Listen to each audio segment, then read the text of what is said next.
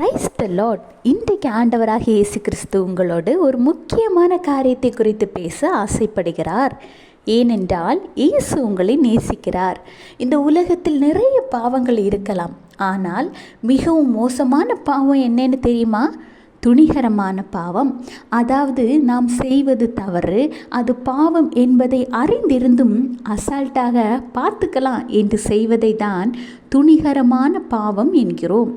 உலகத்தில் பாவம் எது, சரி எது, தவறு எது என்பதை நாம் வேதாகத்தின் மூலம் அறிந்திருந்தும் உலக போக்கில் வாழ்ந்து கொண்டிருக்கிற பிள்ளைகளா நீங்கள்?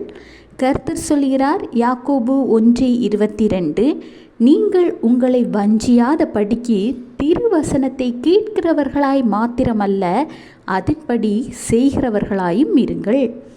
ஆண்டவராகிய இயேசு கிறிஸ்துவின் வசனத்தை கேட்டும் அதன்படி நடக்காமல் உலக போக்கில் நீங்கள் துணிகரமாய் நடந்தால் சத்ருவாகிய சாத்தானால் வஞ்சிக்கப்படுவீர்கள்.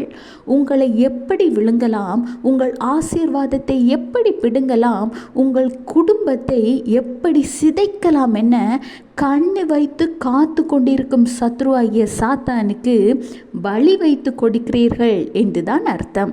எனவே கர்த்தர் உங்களுக்கு கொடுத்திருக்கிற ஞானத்தோடு செயல்படுங்கள்.